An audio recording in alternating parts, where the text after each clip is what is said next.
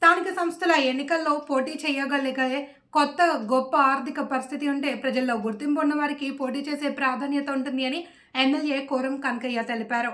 ఇల్లందులో నిర్వహించిన ముఖ్య నాయకుల సన్నాహక సమావేశంలో ఎమ్మెల్యే కోరం కనకయ్య మాట్లాడుతూ ఆశావహులు చాలా మంది ఉంటారు, కానీ పార్టీ ఒకరికి మాత్రమే అవకాశం కల్పిస్తుంది అని, పార్టీ ప్రతిపాదించిన వారిని గెలిపించేలా పార్టీ శ్రేణులు అంతా కృషి చేయాలి అని కోరారు. స్థానిక సంస్థల ఎన్నికల్లో ఓటమి పాలైతే ప్రభుత్వం ప్రజల్లో పలచన అవుతుంది అని, కాబట్టి గెలుపు గుర్రాలకే ప్రాధాన్యత ఉంటుందన్నారు. పోదాం వీరయ్య కాంగ్రెస్ పార్టీ జిల్లా అధ్యక్షులు మాట్లాడుతూ స్థానిక సంస్థల ఎన్నికల్లో అందరినీ కలుపుకుపోవాలి అని, గ్రామ మండల స్థాయిలో విజయం సాధించి అందరిలో గుర్తింపు ఉన్న వారిని గుర్తించాలి అని, మీరు పంపే పేర్లు ఎమ్మెల్యే ద్వారా నేను పీసీసీ అధ్యక్షుడికి పంపిస్తానని తెలిపారు. ఈ కార్యక్రమంలో జిల్లా మహిళా అధ్యక్షురాలు తోట లక్ష్మీ ప్రసన్న, ధర్మన్న, నాగ, సీతారాములు, ఏఎంసీ చైర్మన్ రాంబాబు, మండల అధ్యక్షులు పులిసైదులు తదితరులు పాల్గొన్నారు.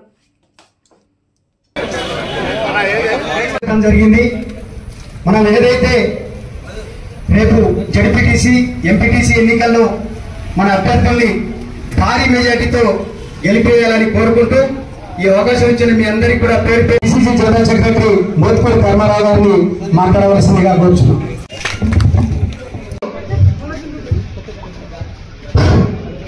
ఇప్పుడు మన స్థానిక సంస్థల ఎన్నికలు అంటేనే అక్కడ వ్యక్తిని, అక్కడ ఉన్నటువంటి సమస్యలను ప్రజలు భూతత్వంలో పెట్టి చూస్తారు. అసెంబ్లీ ఎన్నికలు వేరు, పార్లమెంట్ ఎన్నికలు వేరు. కానీ స్థానిక సంస్థల ఎన్నికలు అంటే జెడ్పీటీసీలు కానివ్వండి, ఎంపీటీసీలు కానివ్వండి, వార్డు మెంబర్లు, సర్పంచులు అందరూ మీకు తెలిసినవి.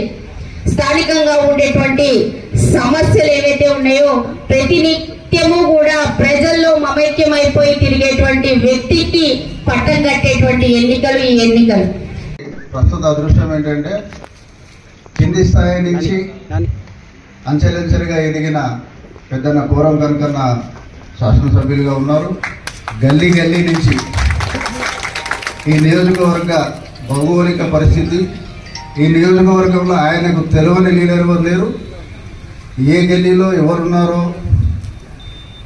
ఎవరైతే ముందుకుంటారో, ఎవరైతే వీళ్ళు నెగ్గుకొస్తారో వారికి కొట్టిన పిండి.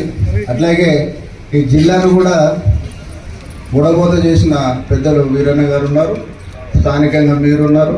మీ అందరి ఐక్యతతో, మీ అందరి నిర్ణయంతో, కేవలం పేర్లు తీసుకోవడానికి మేము వచ్చి ఉంటాం అధ్యక్షుల వారి కనుక, కానీ నిర్ణయాలు చేయడం అంతా కూడా మీరు మీ శాసనసభ్యుల వారే. ఈరోజు ఎన్నికల సంభ్రమాసమైంది. తెలంగాణ రాష్ట్రంలో స్థానిక సంస్థ ఎన్నికల్లో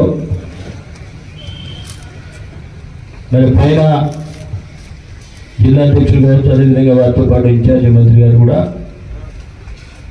ఒక్కొక్క అభ్యర్థి 3 పేర్లు సూచించాలని చెప్పి వారు చెప్పారు. జెడ్పీటీసీ కానీ ఎంపీటీసీ కానీ అదే పద్ధతిలో మనందరూ కూడా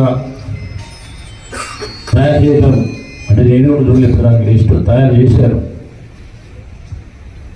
మరి ఈ సందర్భంలో ఇప్పుడే పెద్దలందరూ చెప్పారు, పార్టీ ఎవరికి పేరు సూచిస్తాడో వారి పేరుని ఎవరికైనా ప్రతిపాదిస్తుందో వారి పేరుని బలపరిచి గెలిపించే ప్రయత్నం చేయాల్సిన అవసరం మనందరి మీద ఉంది. టికెట్ ఒకటి ఉంటుంది, పోటీలో 10 మంది ఉంటారు. చూసి జాగ్రత్త ఇప్పుడు అక్క చెప్పేది ఏమని, ఎవరైతే గెలిచే అభ్యర్థి ఉంటారో, ప్రజల్లో ఉండేటువంటి అభ్యర్థి ఉంటారో, కొంత గొప్ప ఆర్థికంగా అంటే మినిమం ఇప్పుడు మనం ఎగ్జాంపుల్ ఇస్తే చాలామంది కట్టుకోలేని పరిస్థితులు ఉన్నాడు. అట్లా అక్క చెప్పింది ఇప్పుడు మినిమం తిరగడానికి ఖర్చు పెట్టుకోవడానికి కూడా ఆర్థిక స్తోమత అనేది చాలా అవసరం. ఇది ఎన్నికలు ఒకప్పుడు లాగా లేవు. ఒకప్పుడు పేరు చూపించే ఓట్టుపడేది, ఇప్పుడు ఆ విధంగా లేదా పద్ధతి లేదు. కాబట్టి అందరూ కూడా మంచి ఆలోచన చేయాల్సిన అవసరం ఉంది. మరి దీని మీద మరి వీరయ్య గారు నేను లేకపోతే పైన చూసేది కాదు, చిన్న ఇంటెలిజెంట్ రిపోర్ట్ ఉంటుంది. ఎవరు అభ్యర్థి బాగుంటుంది, ఎవరైతే గెలుస్తారు, గెలిచిన అభ్యర్థిగా టికెట్ ఇవ్వాలి. ఎందుకు చెప్తున్నానంటే మన ప్రభుత్వం వచ్చింది. స్థానిక సంస్థల ఎన్నికల్లో మనం ఓటమి పాలైతే మన ప్రభుత్వం పరువు కూడా ఉండదు. గవర్నమెంట్ ఉంటుంది, ఎక్కడికి పోదు. ఏమైందప్పుడు ప్రజల్లో పలసనైపోతాం. మనం కొన్ని నిర్ణయాలు గట్టిగా కూడా తీసుకోవాలి. ఎల్లేక పుల్లలకు ఫీల్డ్ రాష్ట్రం చేసినట్టే వీలుపడలేని పరిస్థితి. అది సర్పంచ్ కావచ్చు, లేకపోతే ఎంపీటీ కావచ్చు, జడ్పీటీ కావచ్చు. జడ్పీసీ ఎన్నికలు వచ్చినప్పుడు మండలం మొత్తం ఓటేయాలి. మండలం మొత్తం ఓటేయాలంటే ఎంత ఖర్చు అయింది? ఈ మన పేపర్లో చెప్పింది లెక్కలు విషయం చెప్తున్నాడు. ఇవన్నీ కూడా ఆర్థిక పరమైనది. ప్రజల్లో ఉన్న వ్యక్తి చాలా ఇంపార్టెంట్. కాంగ్రెస్ పార్టీ అయి ఉండాలి. కాబట్టి ఇవి కూడా జాగ్రత్తలు తీసుకొని అందరం కూడా ఏ అబ్బాయికి టికెట్ ఇచ్చి కూడా కలిసి కట్టుకొని పని చేయాల్సిన అవసరం ఉందని చెప్పి విజ్ఞప్తి చేస్తూ 2-3 పాయింట్లు గుర్తుపెట్టుకోవాలి. ఆర్థిక పరమైంది, కొద్ది గొప్ప పేరున్న అభ్యర్థి, అదేవిధంగా ఎన్నిక ఎంపీపీ ఎన్నిక సమయానికి పక్క పోకుండా చూసుకునే బాధ్యత కూడా తీసుకోవాలి.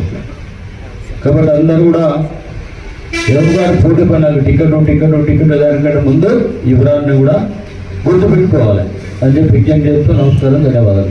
2 సంవత్సరాలు దాదాపుగా మన ప్రభుత్వం వచ్చి 2 సంవత్సరాలు గడుస్తుంది.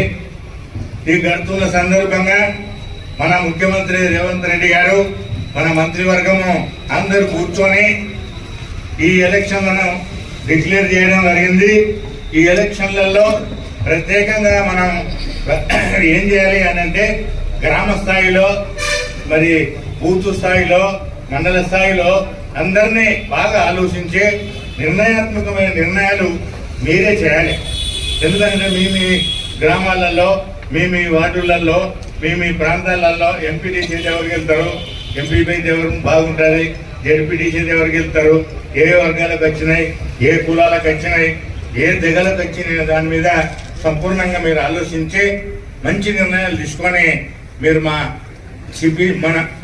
నాకు ఇస్తే మీ ఎమ్మెల్యే గారి ద్వారా దీన్ని నేను కూడా ప్రభుత్వం దృష్టికి, అంటే మన పిసిసి మహేష్ కుమార్ గారి దృష్టికి తీసుకెళ్లి మన వాళ్ళు ఎవరైతే గెలుతారో వాళ్ళ పేర్లు 3 పంపవలసినటువంటి బాధ్యత మన మీద ఉంది.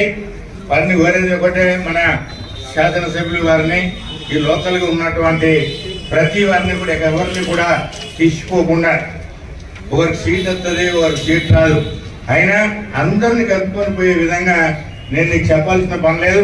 ఎందుకంటే మీరు కూడా సీనియర్ శాసనసభ్యులు, రాజకీయాలలో అన్వేషణ చేయి ఈ ప్రాంతం మీద సంపూర్ణ అవగాహన ఉన్నటువంటి వ్యక్తిగా తమరికి తెలియజేసుకుంటూ స్థానికంగా కాంగ్రెస్ పార్టీని బలోపేతం చేయాలి, రాహుల్ గాంధీ గారి నాయకత్వాన్ని బలోపేతం చేయాలి. మరి మన రాష్ట్రంలో ఉన్నటువంటి రేవంత్ రెడ్డి గారికి మనం అందరం గెలిపిస్తేనే వారికి మరి షేకులు ఇచ్చినట్టు ఉంటుంది, వారికి సపోర్ట్ ఇచ్చినట్టు ఉంటుంది. వారికి కూడా కేంద్రంలోకి వెళ్తే మన పార్టీ రాహుల్ గాంధీ గారు కానీ, మల్లికార్జున ఖార్గే గారు కానీ వారికి గౌరవిస్తారు. తప్పనిసరిగా మనం అందరం గట్టిగా పనిచేసి ఎవరికి సీట్ వచ్చిందో, ఎవరికి సీట్ రాలేదనేది మరి మీరే కూర్చొని మీ స్థానాలలో మీ అభ్యర్థులను వీరి దృష్టికి తీసుకెళ్తే వారు నాకు ఇంత ప్రభుత్వానికి నేను తెలియపరిచి, ప్రభుత్వం అంటే మన పార్టీకి నేను మహేష్ కుమార్ గౌడ్ గారికి ఇచ్చి ఎవరైతే గెలుతారో వాళ్ళకు తప్పనిసరిగా న్యాయం జరిగే విధంగా చర్యలు ఉంటాయనే విషయాన్ని ఈ సందర్భంగా మీ అందరికీ నేను సవినయంగా మనవి చేసుకుంటూ